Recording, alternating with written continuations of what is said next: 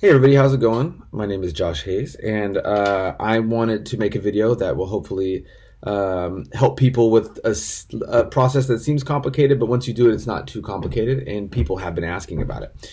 So, real quick, I don't know, I can't speak for anybody else, but I think one of the things, if you're just a regular person during this Corona thing, is that you feel a bit helpless sometimes, because I definitely don't really feel like I'm part of the solution or able to help very much, right? And this is something that we can all do using our computer, basically our computer's brain, to help try to find the cure for Corona, COVID-19, whatever it is, faster. So it's actually a way that we can contribute a little bit, which to me sounds kind of exciting. Speaking of contributing, just a shout out, right behind me, backwards, you can see this lady here. She's one of the thousands of medical workers out there who is working every day, all day long, to try to help fight this situation. So shout out to her, this is Milena, and everybody else like her. She has the rare day off right now. So what is the process and how do we do it? So if we go over here, here's an example of an article that was written about this, okay? Help cure coronavirus with your PC's leftover processing power. Okay, and I thought it might make sense to explain how this works, and then then we can go through it. So, as an example, imagine if you have a book and you had to copy a book, right? So, if I had to copy the words of this book, it would take me a very long time to write them one by one. First word, second word, third word, and there's 100,000 words. But imagine if you and 50 people did this, so each person wrote a page. Or if it got even more exponential, imagine if you and 5,000 people each wrote a page, right? Then you could write so many of these books, you could have copies of them, right? This book is 342 pages. So imagine if 342 people all wrote one page, then it's done. You've already written a book, and you could probably do that in about 20 minutes. So you could write a book, copy a book in 20 minutes. We're going to apply the same exact principle with computers. Okay, so that's what we're going to do. We're going to volunteer our computer's brain for science. Now, how do we do that? The biology of it is a little bit complicated for me, so feel free to learn about protein folding if you want to, and make a video and explain that to those of us that find it complicated. But what I'm going to do is show you how to download a program that will allow your computer and thousands of other computers to be connected to supercomputers by, for example, Stanford. And as they search for these cures to the viruses and all these things, that they need as much computing power as they can get, as many computing brains as they can put behind it. They need as many as they can. You can download one of these programs, select an option, and your computer can help contribute. It can be one of those ants carrying the leaf. It can be the person who writes one page. So that's the principle behind it, okay? So how do we do it? The way that we're going to do this, now there's a couple of different programs that do it, but we're going to focus on one out of Berkeley, the University in California. It's called BOINC. It's the Berkeley Open Infrastructure for Network Computing. Very long name.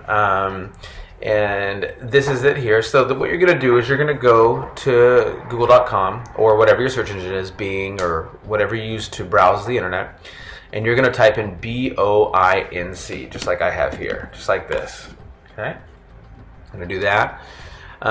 Now we're going to click on this first option here is download BOINC. So we're going to click download. And I had this on my computer, but I've erased it. So, but everything should still work. BOINC is a program that lets you donate your idle computer time to science projects like SETI, which is the search for extraterrestrial intelligence, Rosetta.Home. That's what we're going to be doing. And a variety of other really awesome projects. So once we beat this coronavirus thing, you can still use this if you want, and it's pretty awesome. So it'll tell us here, after downloading BOINC, you must install it. Typically this means double-clicking on the file, blah, blah, blah. When you first run it, you'll be asked to choose a project. I'll demonstrate what that means. You may run this software on a computer only if you own the computer, because they don't want you, using somebody else's processing power. So we're going to click download BOINC. It's automatically showing me for the Mac OS.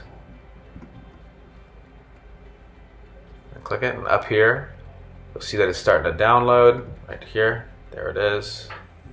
Now you want to figure out wherever you downloaded it to. Okay, I have something set up on my computer already to where I know where it's going, but I can just go in here and click this. So remember, you're going to want to pay attention to wherever you downloaded it to in order to use it.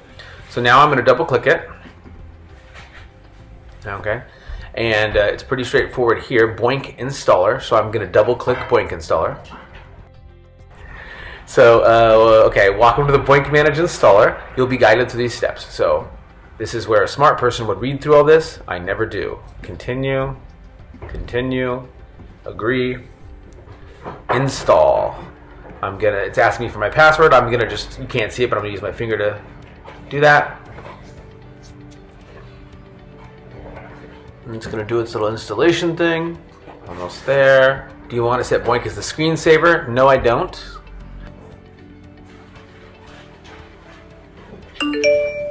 Okay, that sound means we're done. So we're gonna click close, and it's now gonna be there. So this is it. Now I'm already set up here, but that may not be what yours looks like. So mine was set up for SETI, but what we're gonna do is we're gonna suspend that. Is the other product there? Yeah. And we're gonna say add a project, okay? So you're gonna go ahead, once you double click it and you open it, which mine opened automatically, which is weird, but imagine that you went over here to Boink and you double clicked it like this, and then that would bring you what we have here, okay? So we're going to say add project because we want to tell it what we want to work on. And if we're trying to help with COVID-19, we want to help with something called Rosetta. This is your list, and you can have you find a description over here of what each task you could be helping with, you and thousands of other people can be helping with. And some of these are really fun. And I won't go over them for the sake of time, but there's some really cool ones in here. So keep that in mind for, like I said, after we beat this thing.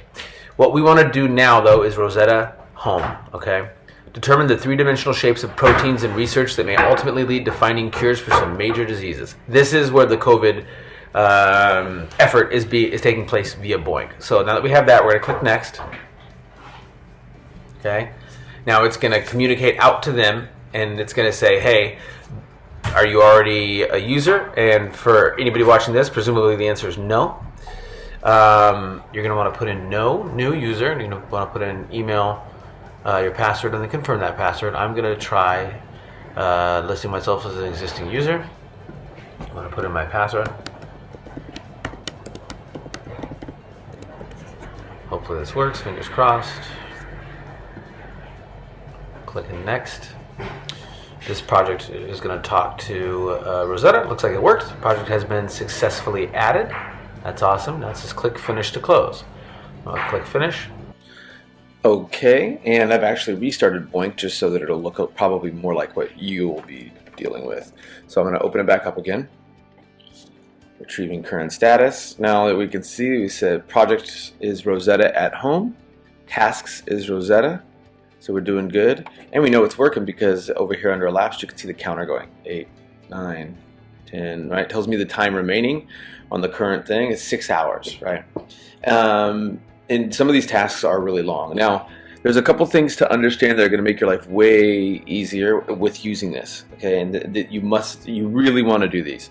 So one, you probably don't want this working while you're working on your computer. See how it's counting right now? But I'm here recording a tutorial, and we don't really want that because it can slow your computer down a bunch. So let's do a couple things. So if I go to Preferences, what you have automatically is suspend when computer is on battery. You also want to select probably suspend when computer is in use. You don't want your computer to be slow all of a sudden, okay? And then another thing, it actually defaults, yours probably looks like this. Use at most 100% of the CPU. That's your computer's brain, central processing unit, right? You really don't want that. Because what happened to me when I first used this a while back, I remember it was at 100%. And my computer was like almost freezing, obviously, because you're using every bit of your computer's brain power, so it can't relax. See, I can even, as I'm speaking to or recording this right now, I can hear the fan on my computer turn on because I set it to 100. So first I'm going to say 70. I'm going to click Save real quick because I want to save that. I don't want it running right now, and I don't want to use more than 70% when it does run. So let me click Save. Okay, good. And then I'm going to go back in. That's Boink Preferences. That's where I just was, because if I didn't mention it. Okay. And there's some other things you can customize here. I'm not going to go into them now, other than to say if you wanted to set a time. So you could, for example, select compute meaning use your computer's brain to try to help fold proteins from a certain amount of time to a certain amount of time, okay? Since we see 2400, that means this is on a world clock. So you could say that that's 12 o'clock at night, right?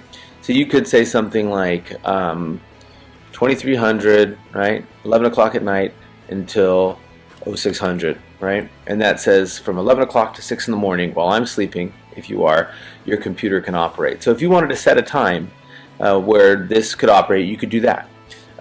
For me, I just set it to where if I'm not using it for a certain amount of time.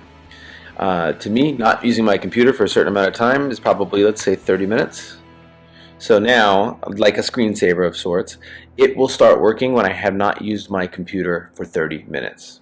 Okay, save. Until then, that's not going to be the case. And now, see, time elapsed, it's not moving. And that's because I'm using my computer. And I think that's ideal. But you can customize that however you want. That is it. That is how to use your computer to help science. And remember, once we beat this thing, in the future, there's a lot of other awesome projects that you can add. You just go to Add Project, you select it, you add it, and you do it. The very last thing I will say is do think about the fact that you will be using more power if you have your computer on, right? And that means your power bill could go up. It's not going to go up massively, but it's just something to think about that you might not think about. Hey, my computer doesn't usually run, for, let's say, it could be any time. You could set it from 5 to 8 or 7 to 10, whatever, but maybe your computer isn't usually running and using power at that time. So if you spend an extra $1.50 a day of power, you might owe $30 more at the end of the month if your computer is working when it wouldn't. So that's something to consider if you're being budget conscious. So I hope that this was useful. Feel free to ask us questions or anything like that. I'll help with whatever, as much as I can. So thank you very much. Okay, bye.